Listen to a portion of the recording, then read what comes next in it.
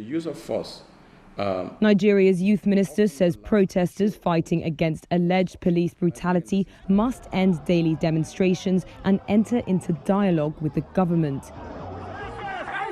Thousands of Nigerians calling for reforms in law enforcement have taken to the streets every day for more than a week across the country, posing a major challenge to President Muhammadu Buhari. The protests have continued despite the dissolution of the Special Anti-Robbery Squad, or SARS, police unit, following accusations of human rights abuses. They've also gained international traction online and the support of the Black Lives Matter activists rallying under the End SARS hashtag. Sunday Dare, the Minister of Youth and Sports Development, told Reuters the government had met the demonstrators' demands, including the creation of an independent body to investigate alleged misconduct and the release of all arrested protesters. It is time to move to the next stage. That next stage is dialogue, to sit at the table. You have put demands on the table. Demands have been met. You might have other demands. It is only dialogue. And that's been the way of all protests, the way of all conflicts. And it cannot be different in this situation. The minister did acknowledge the mistrust of demonstrators who say the government has promised to reform the police in the past with little effect.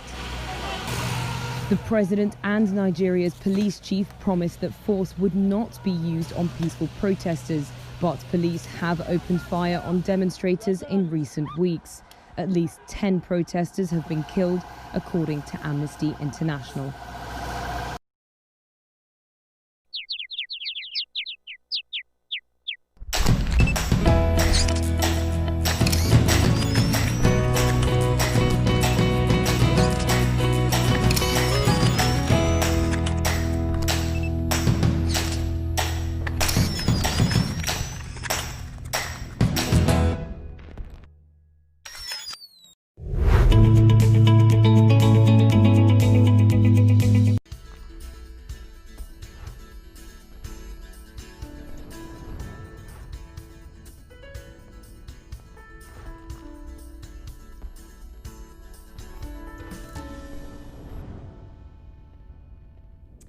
Hello and welcome everyone to the CNBC Africa special with myself, Fifi Peters. As we all know, October is a Transport Month, and the theme for today's webinar is Smart Mobility and Smart Cities. We are going to explore quite a number of innovative transport solutions that will lead to the benefits on various levels, from social and economic to environmental and spatial development. Before I do introduce you to the panel of guests that will help drive this conversation today, let's take a look at a short background on the role of the Gautrain specifically in fostering smart mobility. Smart mobility is an innovative way of getting around. It is the use of various transport modes that are smarter, cleaner, safer, and integrated, and that moves people, goods, and services more efficiently. It promotes sustainable mobility and is coupled with numerous urban, social, economic, and environmental benefits. It is about using technology to respond to the modern commuter's needs, such as convenience, access to information at all times, a high-tech adoption rate, time and cost savings, and of course, environmental consciousness. Critical to Gautrain's mandate is to ensure that it is sustainable as a public transport mode with clear commitment to the government's economic objectives, and that it integrates with other transport services. It also has to facilitate radical socio-economic growth and be environmentally conscious. The Gautrain wants to go fully green, and its sustainable urban mobility plan will include buses that run on electric, hydrogen, or hybrid power. Among the social and economic benefits of rolling out the full Gauteng Rapid Rail Integrated Network extensions is that workers will have more access to employment opportunities. In terms of spatial development benefits of the Gautrain is an increased demand for residential property surrounding stations. This increases the rates revenue of municipalities and reduces the cost of providing basic services. This in turn leads to savings to the state, households, and the environment. Well, joining me now to drive this conversation forward is Tshepo Kgabe, Chief Operating Officer at the Gauteng Management Agency. Kevin Pillay, CEO of Siemens Mobility South Africa. Dr. Mateta Mokonyama, Impact Area Manager for Transport Systems and Operations at the CSIR, and Tembani Moyo from the Faculty of Engineering and the Built Environment Department of Urban and Regional Planning at UJ. And as always, I really look forward to a further engagement from you, our audience. Feel free at any moment to send through some of the questions that you have for the panelists up on your screen. Gentlemen, good afternoon to you all. Good afternoon, Fifi. All right. Good afternoon, Fifi. Good afternoon. Good afternoon. Let's get the conversation going. And Tapo, just to begin with you, we have seen a sneak peek of what the Gauteng Management Agency and the broader Gautrain is doing with the province as part of its 10-year plan to grow the province together. But perhaps you can bring us up to speed with that plan and the vision, how it's going regarding smart mobility and, of course, the pillars that will actually make it effective. Thank you, Fifi, and thank you to all the listeners that are out there, and thank you for all the panelists for joining us. I think what becomes important in this space is for us to define first, what is smart mobility?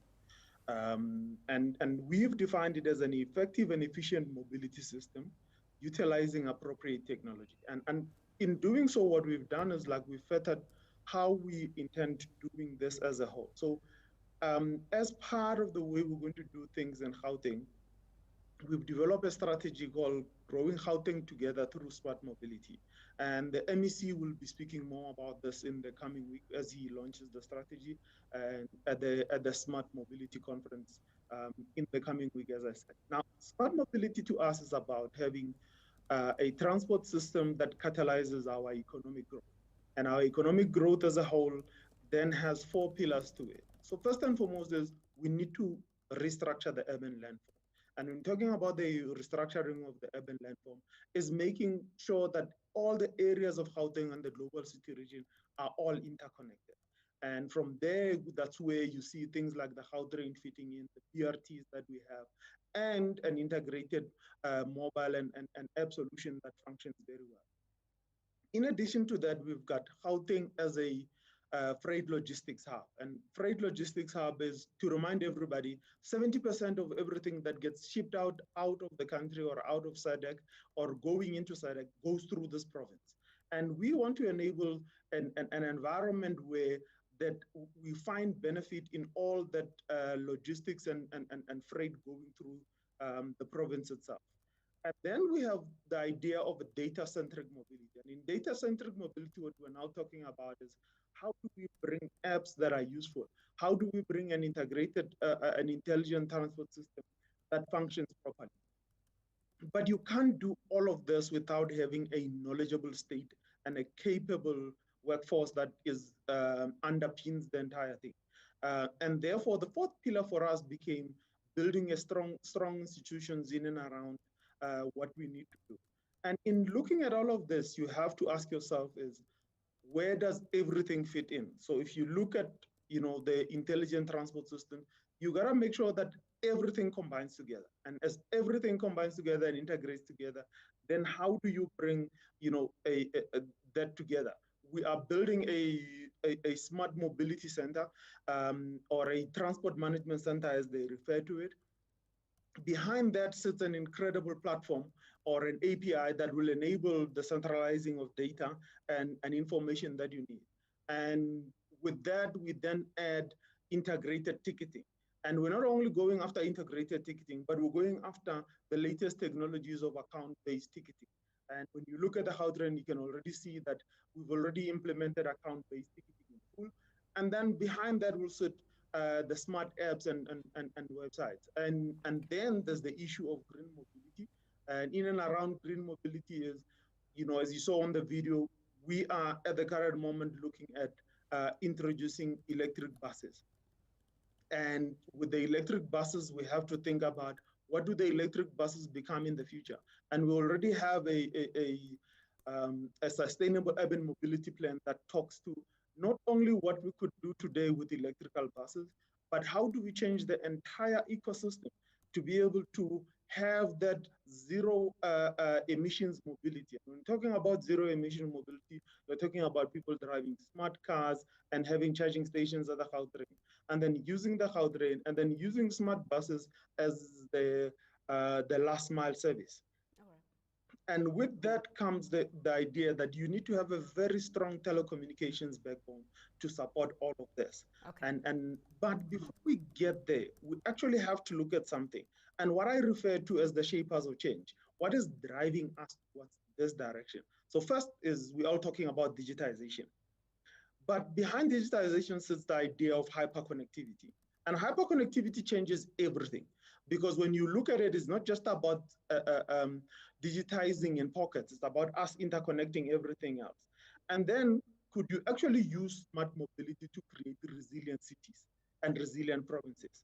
And then with that, could we actually democratize technology and create a new socio-economic context that actually does away with the challenges of having, that do away with poverty and bring poverty alleviation as a whole.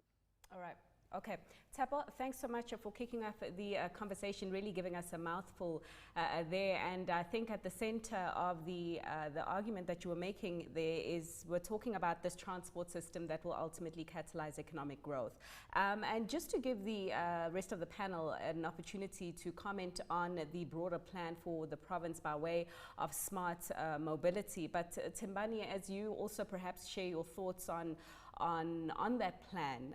For you have said previously that so far we are going in the right direction in terms of South Africa's move towards smart mobility, looking at what we have been able to achieve with the Gautrain and also the bus rapid transport system. My question then to you is that can the pace, or should the pace be moved faster than it currently is going, or is everything okay at this stage? Good afternoon, Fifi. Yes, as per our discussion earlier, I would say that currently the pace we're moving at is fine, because since in South Africa or the developing world, this thing of information technology is still a new aspect, and we still have to lay out the infrastructure. So first of all, I think there's still a lot of work to be done with laying out the infrastructure. That is, do we have enough information to actually support smart mobility? Are the people actually educated, or is there an ideological change that will actually push people to actually embrace it? Because as you know, like for the city of Johannesburg, we've got new cycling lanes which are there, but currently not many people are actually utilizing them. So there is a need for hence a form of having new communities where people are educated, and such platforms such as this that we've got today will actually be the stepping stone for such things. Okay, so we are on track according to you, Thembani. Dr. Mokonyama, to bring you in here, because you have said that the departure point when we are discussing smart mobility should be what Tshepo did highlight earlier in his opening statement, that of an integrated transport system. And you believe that we shouldn't, as South Africa, underestimate the importance of this integrated transport network. How would you describe our current landscape right now, and how close or far are we from the ideal level of integration in terms of our network? Thanks, Fifi. You know, like what Tshepo said earlier, perhaps a good place to start is with the definitions. I believe a smart city in the context of this discussion is a city that frees the potential, of everyone, like what the Constitution says. It needs to free. So the transport system that is there to unlock that. And it must not be supply driven. Often, as engineers and technologists, we tend to be supply driven. We need to have a social compact and agree on what success looks like in space, in the built environment. And you want to have your communities even defend the plans that you have because they own them. You don't want to force those to them. And once you see, what, freeing the potential means, there is no way that you will go against it because everybody wants to live in a prosperous, society. I think just to conclude here, networks, yes, networks can definitely free the potential of businesses. It can free the potential of households and individuals if properly designed. And based on the work that we have done, what we have shown, I think, unlike what Mr. Moyo is saying there about the pace and direction, we're actually moving backwards based on the numbers that we have. The pace at which we are moving is far slower than the rate of change that is happening in the opposite direction of policy. Oh, interesting view there, and a very, I think, a welcomed level of conflict in that argument. And I suppose, Kevin, I'll get you to perhaps be the decider here, not only on the pace, but also broadly on smart mobility in a South African context as you see it. And I think that the panel has opened up the topic of integration and also the infrastructure that needs to follow. And your thoughts on the infrastructure that is currently taking place right now and how South Africa is looking at the digital mapping of its transport network. I mean, are we on track here, or are there areas of improvement that you see we can achieve? Yeah, thank you very much. Firstly, I must say that it's a welcome discussion, and it's a topic that I'm very passionate about. It's a topic that I think we're very excited about. It's a very good change to talk about the future and not to procrastinate on the past in the sense of smart mobility or the future of building cities. And in that regard, I must say my opinion here is, if I look at what the world is doing, we are behind, and we are going to lag more if we don't put in a tremendous effort now. In terms of and what we need to think about to add on to the smart mobility, this is a revolutionized thinking. It's a thinking where you say the past planning and what we did in the past and build infrastructure and build products and then lived around it is not working anymore. We don't have space. We don't have real estate. We don't have ability to put in the right technology because the older infrastructure is holding us back quite a bit in our transport system, for example. So as a result of that, combined with the effect that, for example, cars, combustion engines are starting to be done away in a lot of cities from 2025. That's 5 years down the line. So that's the same thing that's going to come to us. That trend is going to come to us. No more diesel, no more petrol cars. And we have to replace this with a smart, intelligent infrastructure system. I think to look at the topics of whether the current system is integrated, we are far from that, because the system itself, for it to be integrated, you need good intelligent infrastructure, you need connectivity, you need to use data. You need to use data so you know what people are doing, and you know what is the sense of the infrastructure and the facilities to move people. And by getting both of them to talk, you can address demand in an efficient way. I also think, from a socioeconomic perspective, we have little choice. This is the way to go. It will alleviate some of the road accidents we have. We are using and spending a lot of money. I think it was like a quoted figure was 160 billion rand a year on road accidents. South Africa has about 1 million road accidents. This is not stopping.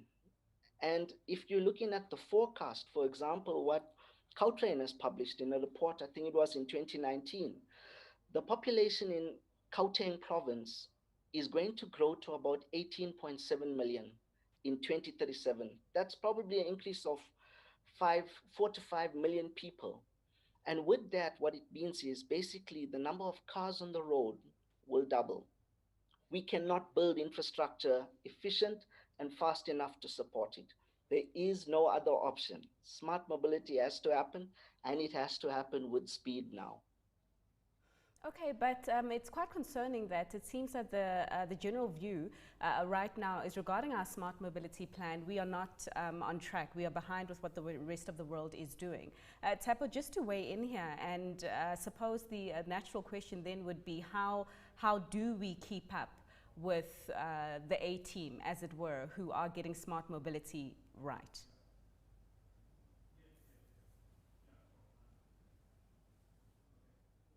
Not to be a contrarian, Fifi, I don't see a challenge in where we are. I actually see an opportunity. There was a study published by the UITP about, I think it was in 2015. And it showed that the countries that are lagging behind actually have an opportunity to actually right the wrongs of what had happened and how things have been implemented wrongly by other people in doing smart mobility. Now, there's a window of opportunity. I'm not saying we are on the right track. I'm just simply saying there's a window of opportunity that actually will allow us to be able to leapfrog the rest of the countries that are sort of in the middle and join the the big leagues of the Hong Kongs and everybody else who's doing very well. But first and foremost, we need to be able to look at three things. So in integration, and when looking at integration, you look at three things: the physical integration of the different systems, the modal integration of the different transport systems, and the technology integration of the different transport systems. When people start talking about smart mobility, they default to the technology level.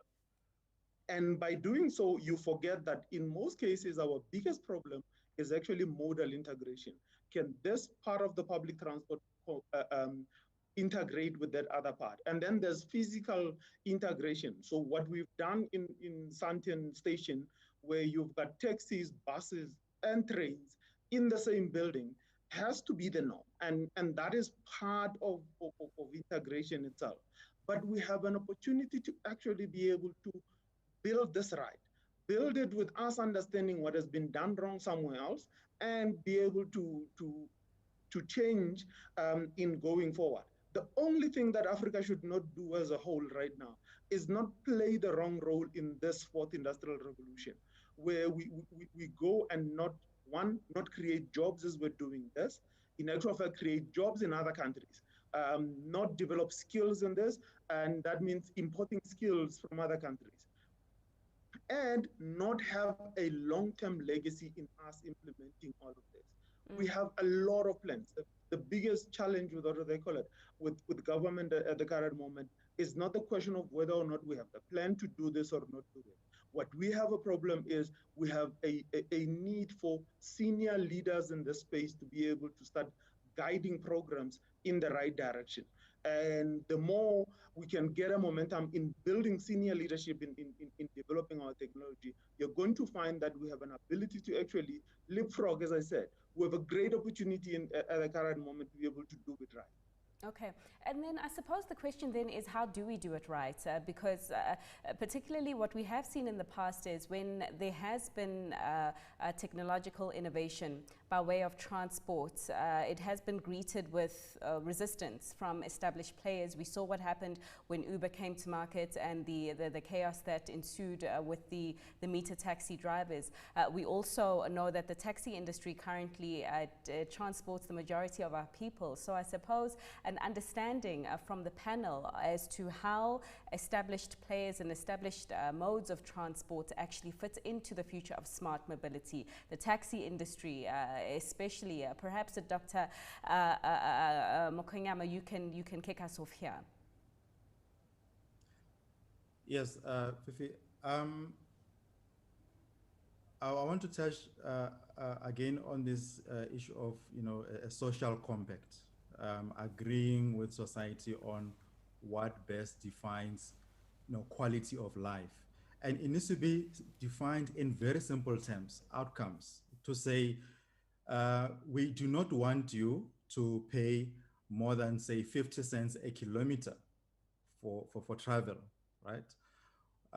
We do not want you to travel at a speed lower than 40 kilometers per hour. Currently, you are traveling at 10 kilometers per hour in the peak. Where you have a scheduled service, we don't want you to wait or to have non-reliability or of more than a percent or whatever number that we agree on.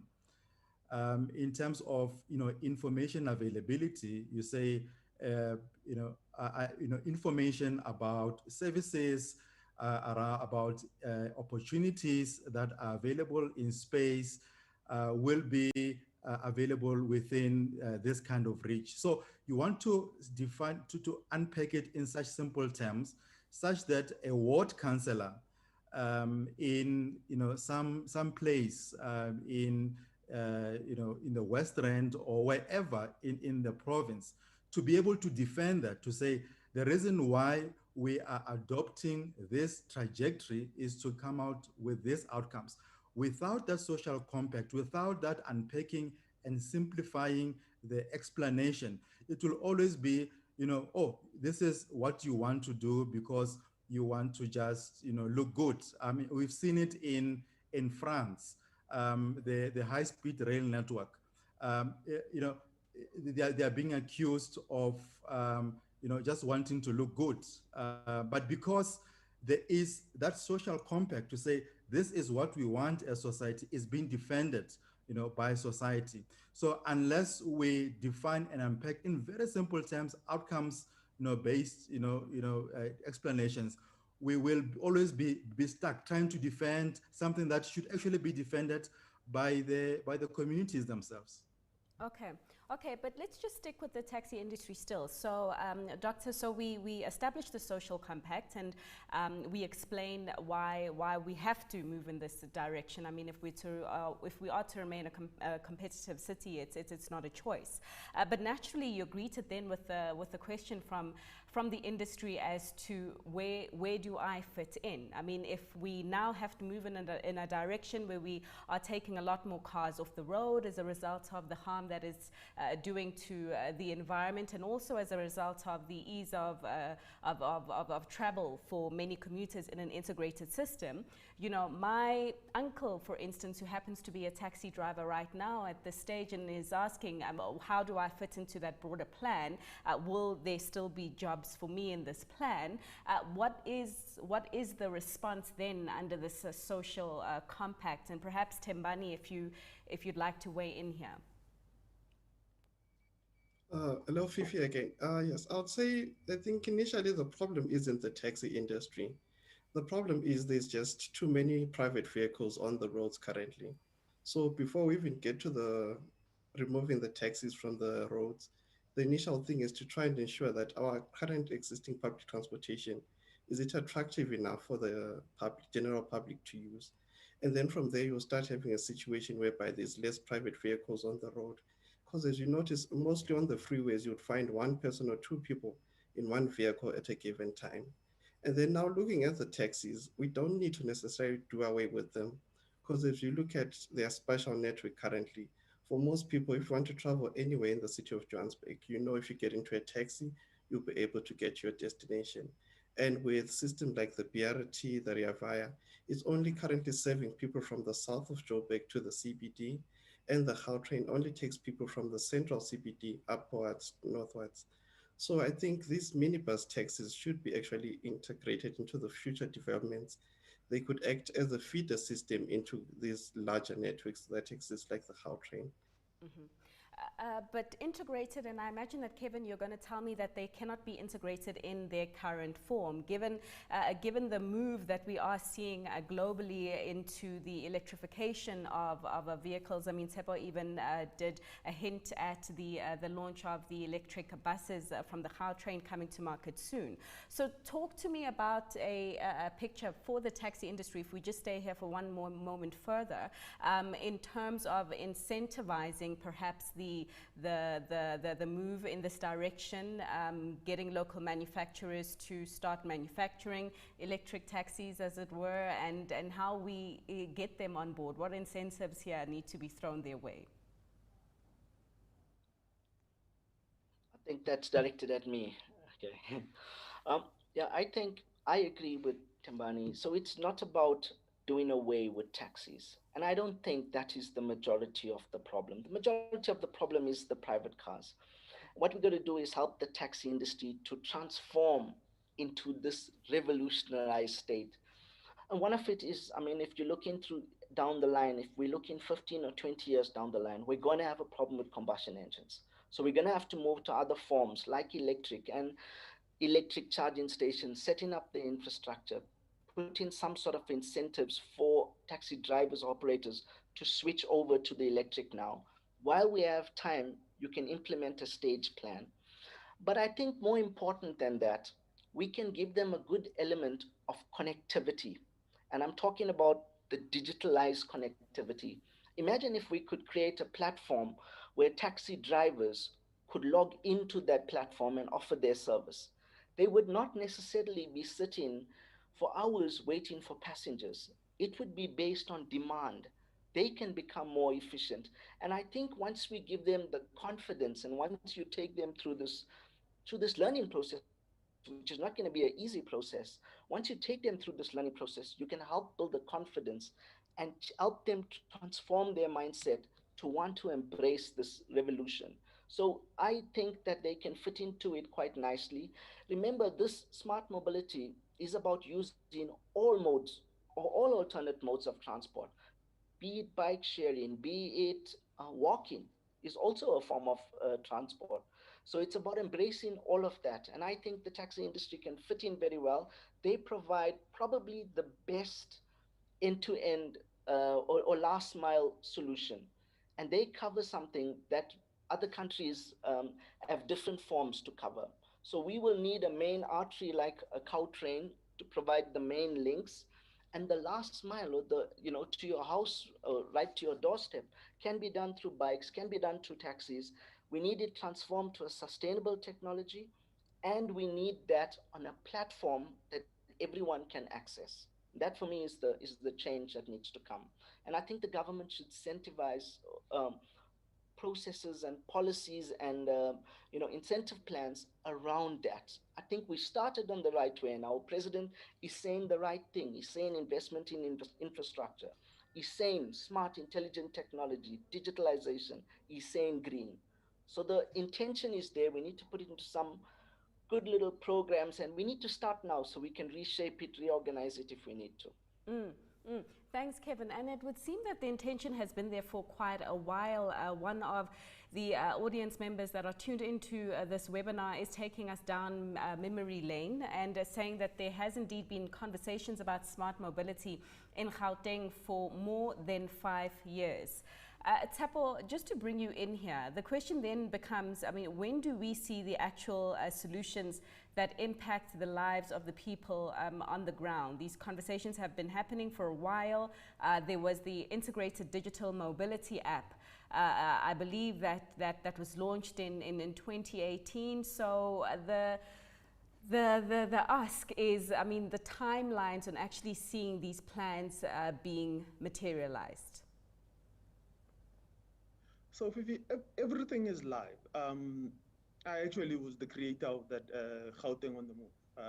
It was done here in what do they call it, in this building. So at the current moment, we had a bit of a challenge with the, with the data that sits at the back of the app itself.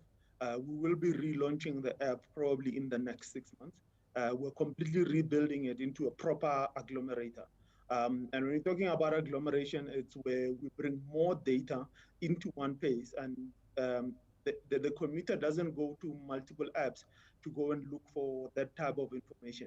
So because we wanted to do that and make a big change and a big leap forward, we've actually managed to do that. And it will be the first, probably the second one, because the first app came out like that, with you being able to see all taxi services. They were not live at that point in time. You could be able to see taxi ranks, taxi routes, and everything else that you need behind the minibus taxis themselves. But the new agglomerator itself, we want to get it to be live. You'll be able to see all modes of transport and be able to see where they are. But for you to be able to do that, you need a lot of sensors in a lot of vehicles in and around the province itself. The challenge you have is how do you create an industry out of this? And the slowing down has been in and around us building a job creation plan. And the job creation plan was, if I was going to spend 1.3 billion rand in bringing all the smart mobility, it would not make sense for me to go and acquire everything out of China or even anywhere else in the world. And therefore, we were then asked to be able to hold back and then build a job creation plan. And a job creation plan that actually is going to come up handy now with the current carnage in the industries that has been brought in by COVID-19. But talking about integration, and I want to go back to the question you've been asking to the panels about the integrating of taxi minibus industry into the system itself. We've done it as Gautrain. If you go to Marlborough Station, you don't find any buses there. None of our buses operate there. Those taxis or minibuses are actually operated by the taxi industry themselves. And one thing guaranteed, everybody wants to improve. And they've made a big effort to actually be able to set themselves up properly commercially, and then also to be able to run a very clean and capable business. And from then, we then rolled it out to Centurion, to Hatfield, and we will be going to Rosebank, going down to Park, as part of what we refer to as unlocking the South. And we've taken a key decision, as what they call it, as the Gautrain, that none of our new services in being able to provide last mile services will be done by bus. We will all do it through these minibuses and contract the taxi association into the work that we do. And it's about you leveraging what you have to be able to create jobs and create better jobs, jobs that are sustainable and can actually long-term help what Dr. Mateta was talking about. How do you create that social contract? You create it by making it work. There is nothing impossible in working with the taxi industry. And right now, they are actually the best players we have as part of the Gautrain system. We've got quite a number of questions that are coming through from the audience, which is great. Tsepo, just briefly, before I move on to the other speakers and get some more insights from them, the overall smart mobility projects of the Gautrain, there's a question as to exactly how much are you investing here?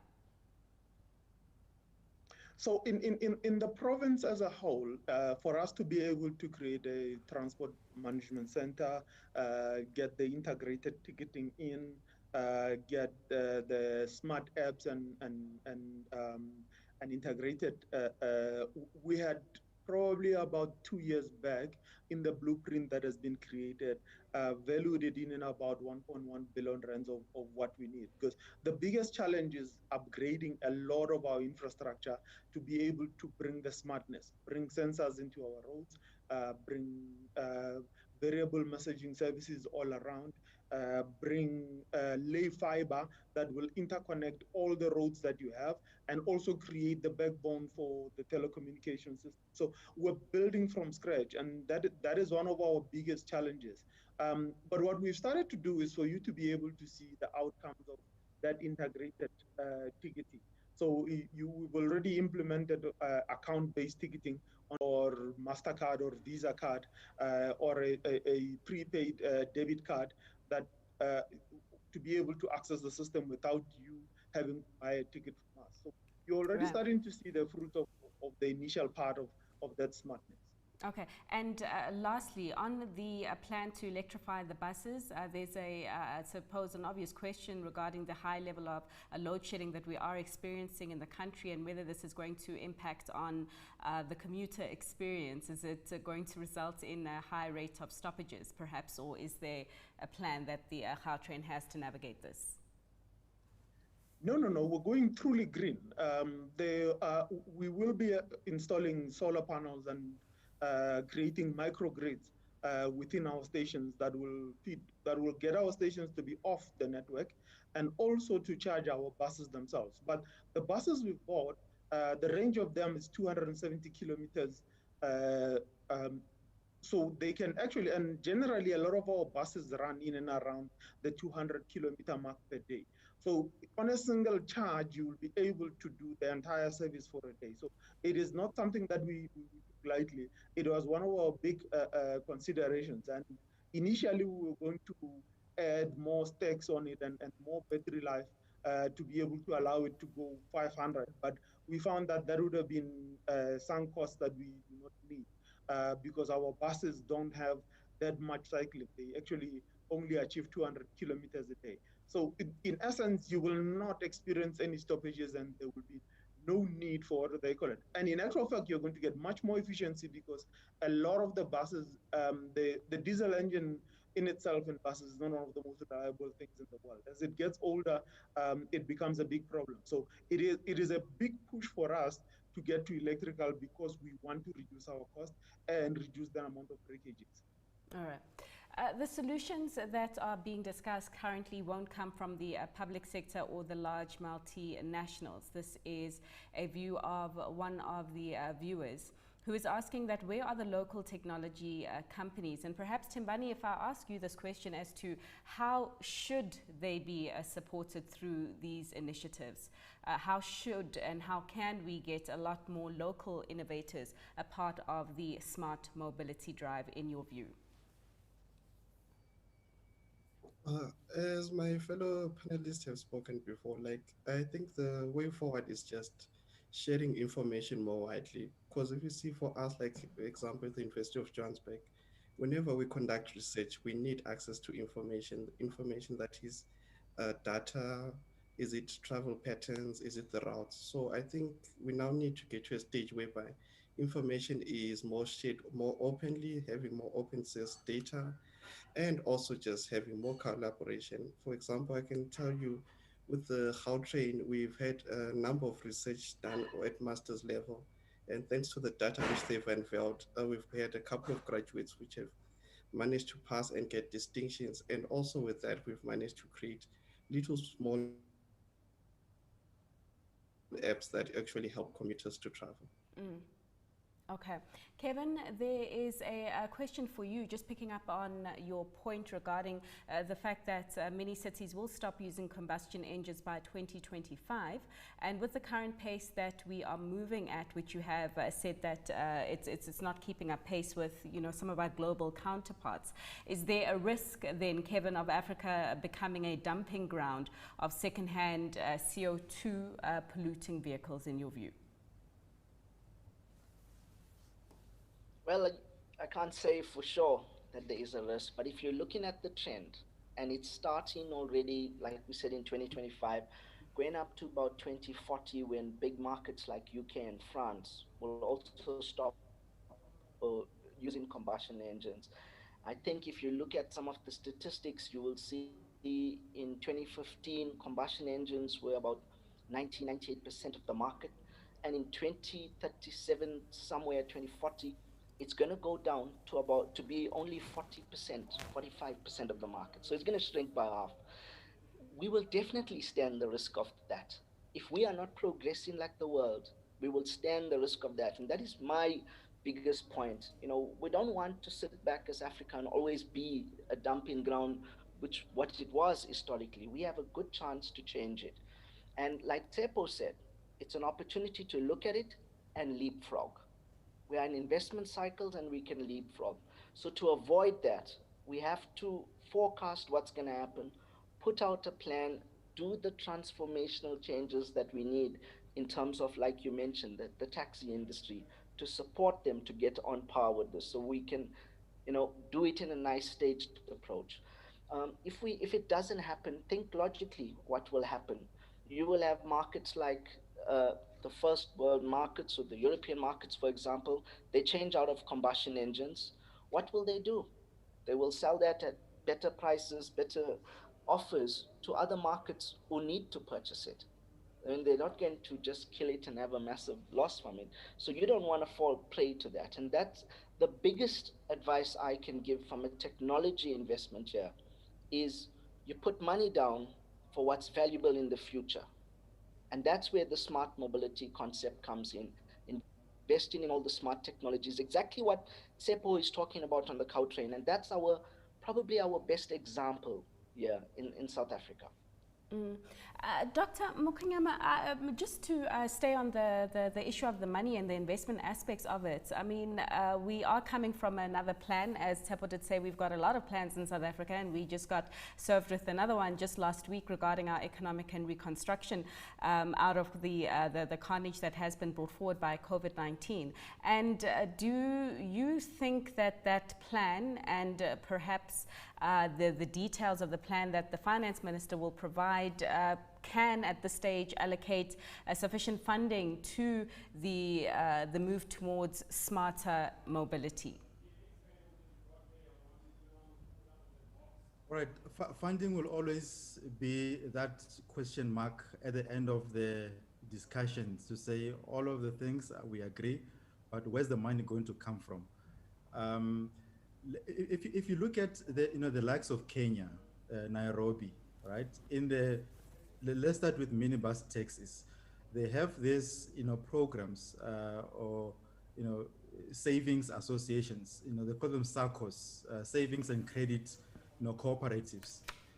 Part of being smart is about smart financing, and part of involving the communities around means that the communities can definitely invest in those initiatives. And we see it in Kenya, Nairobi, where these SACCOs, these cooperatives that the operators, taxi operators have formed, they say we're going to pay drivers full salaries, everybody that works, in ranks, full salaries, but we're going to invest in technology that monitors performance. We are going to also invest in recapitalization so that we don't have to borrow. We're also going to invest in, savings that members can borrow from, essentially empowering the communities. So the communities are actually the investors, and it can go beyond just selling of seats. It can be property, where this services operate. So we've got to be smart about that. And we can certainly do that. If you look at the Stokvels, I mean, the value, the report that was released, I think last year, evaluating Stokvels, it says Stokvels is a 50 billion rand, industry, if you want to call it that. That is a lot of money that communities have, and that is just, basics. Communities need to be given an opportunity to invest in these schemes, but they have to believe in them. There's got to be a lot of social capital involved in this thing. And of course, in addition to that, there is public sector money that needs to be efficiently, spent. It's not like there's no money. There's quite a lot of money that has been sitting there being returned every year to National Treasury unspent. So we need to, capacitate our, our institutions to be able to spend that money a bit more efficiently as well. Mm-hmm. I agree with you. And then just staying with you, Dr. Mokonyama, and talking about the social compact that will help the integration process of our transport networks. There's a question as to what degree do you think that legislation and regulation could help better coordinate this integration? Yeah, we have a lot of legislation, right? But a lot of it is very prescriptive. It mutes innovation. We need performance-based standards in how we specify our regulations. In fact, at the CSIR, we've been exploring this with the design of trucks, large vehicles, even buses, to say you don't need to be prescriptive in the design. You just need to say it needs to perform in this way, and therefore you need to then be innovative in how you achieve those. So we need to be innovative in how we specify our legislation, our standards, and in that way we then, create space for innovation, because by specifying exactly, it means that you know exactly what you want, but often you don't, and the market can actually come through with better solutions. In fact, inefficiencies can be removed by allowing the market to come up with much better solutions.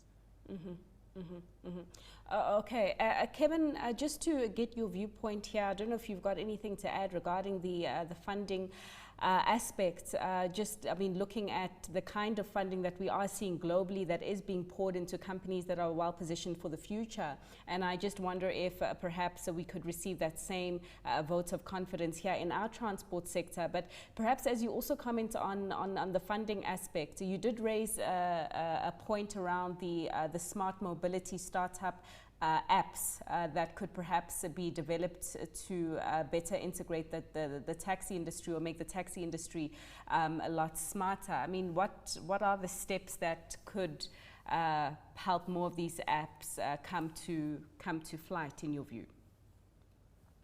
Yeah, I think I'm going to come back to one of the other questions that were also asked. Is this going to be done by big companies, global companies, small, medium companies, local companies? The answer is there's a space for everyone to operate and contribute here. And we can use a lot of the global learnings already. We don't have to go through that learning curve again, and we can improve it. And what we do extremely well as a country, and I tell you, this is on a global scale, we receive these compliments, is we're able to take something and localize it to our environment like you cannot believe. And we're able to grow and we're able to train people locally in our own style. So they're more flexible, they're more adaptable, and all of that.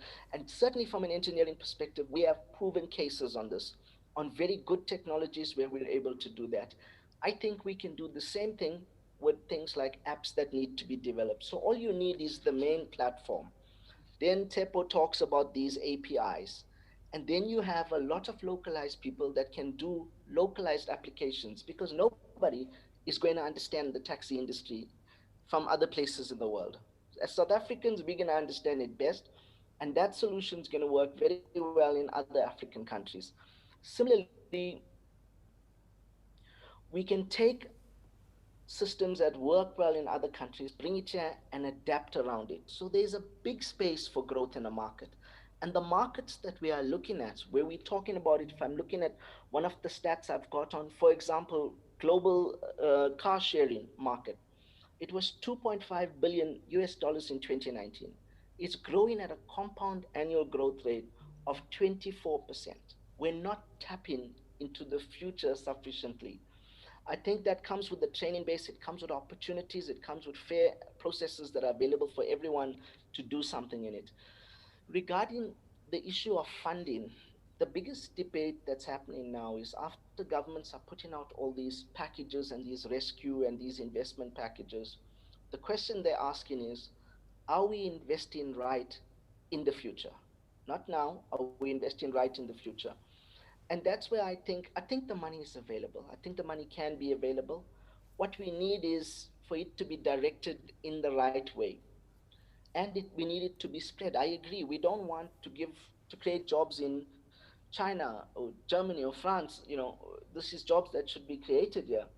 But surely, as a nation, we can do this and break this up and allow that flow through to go to all these areas. And I think the last point on it, international agencies, international funding agencies are mainly requiring this sustainable technology. This is becoming a prerequisite for funding. In some countries, it's already in the Europeanized worlds, for example, and it will become an issue for us. So if South Africa is not doing it and someone like Kenya jumps onto that bandwagon, we cannot compete for that funding effectively. We don't have a choice. We need to make that change. Certainly. Just going into closing comments, my goodness, the time is certainly moving a lot faster than perhaps our move towards a more smarter and mobile city is. Tshepo, I asked you this question, in fact, when we were preparing for this discussion, and it was a question around cost. I'm not too surprised that it has come up also from a commuter point of view. Given the ongoing perception that, you know, with the Gautrain being highly subsidized, it's not affordable for the masses. Now we're talking smart mobility and these fancy electric buses and all the like. What does that then mean for costs for your average commuter? Thank you, Fifi. First is we must be careful not to have the wrong conversation.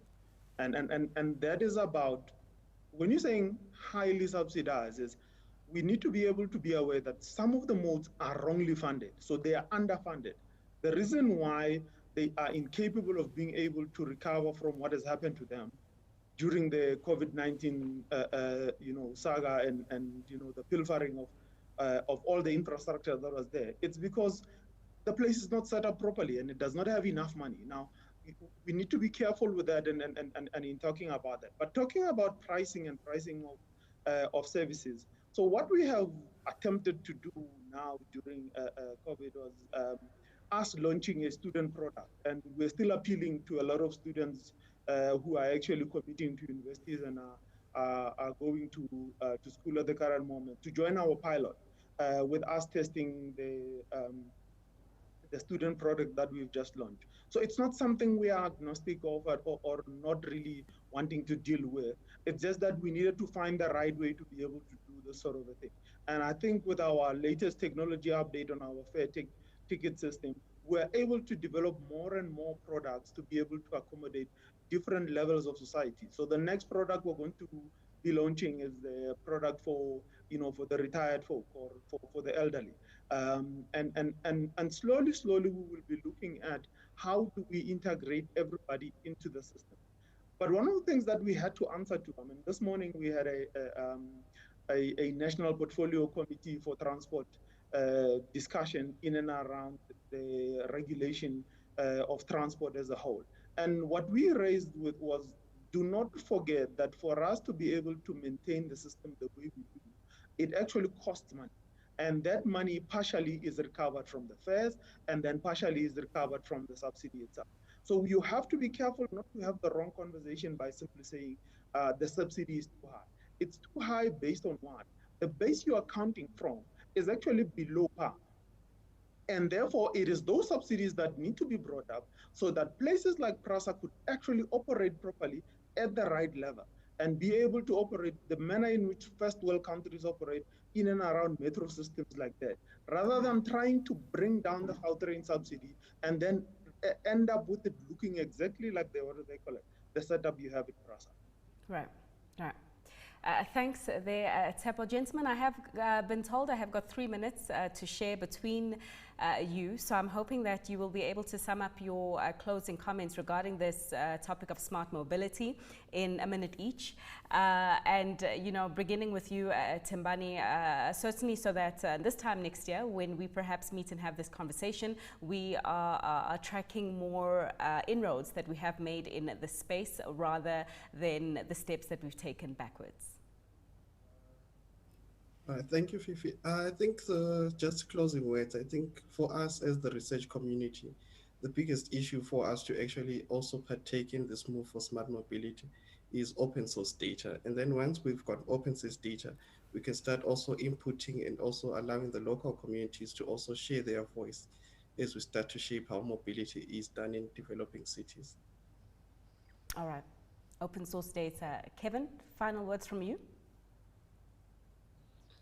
I just want to say, I think we have the people, we have the opportunity in country to do it. Let's do the leapfrogging. Let's not wait anymore for invitations and analyze. Let's start this process. We need a champion, we need a policy, and we need a long-term plan. And we build towards it, and with that, we build our industry and create jobs. And if COVID-19 has taught us something, it's you need to do it now. Exactly, to avoid being caught off guard. Dr. Mukhanyama, some final thoughts from yourself? Thanks, Fifi. Quickly, just to say, being smart is also around having, smart people, informed people. So while we do all of these things, let's take, people along, along with us, so that we don't talk, cross each other. We are on the same page at all times. It takes a bit of skill. So where we require those skills to come through, let's embed them in our institutions so that the communication part of things is improved. You don't have to defend things unnecessarily. So the communication part of it needs to be improved quite drastically. Then we can create quite a bit of momentum forward. Perfect. Gentlemen, thank you so much for being smart enough to stick to the 1 minute. We are right on track in terms of this conversation that we have been having around smart mobility, as it is a transport month here in South Africa for the month of October. And this is certainly a pertinent conversation that we need to be having to ensure that we advance our economy in the right direction. I would like to thank my guests who have helped drive this conversation. That is Tshepo Kgobe, the Chief Operating Officer at the Gauteng Management Agency, Kevin Pillay, the CEO of Siemens Mobility South Africa, Dr. Mateta Mokonyama, the Impact Area Manager for Transport Systems and Operations at the CSIR, and of course, Thembani Moyo from the Faculty of Engineering and the Built Environment Department of Urban and Regional Planning at UJ. And of course, you the viewers, thanks so much for your engagement. We do hope that all your questions were answered, and those that were not, of course, get in touch with us at CNBC Africa, and we can see how we can direct them to the relevant people to get the answers that you require. Thanks so much for watching, as always, and have yourselves a fantastic rest of the afternoon. From myself and the team here in Johannesburg, it is goodbye for now.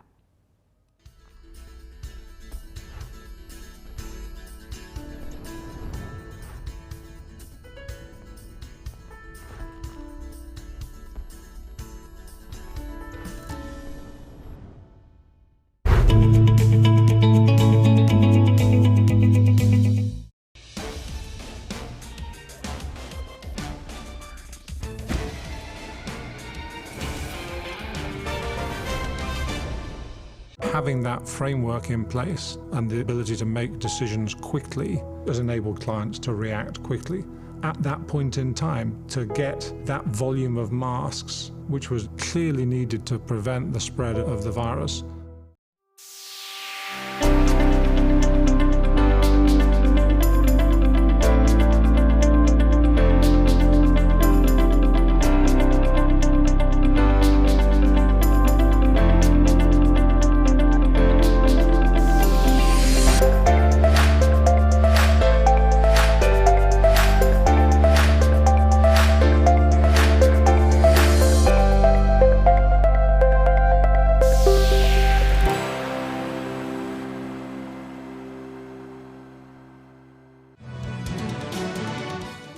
Digitization is going to play a big role in the future of banking.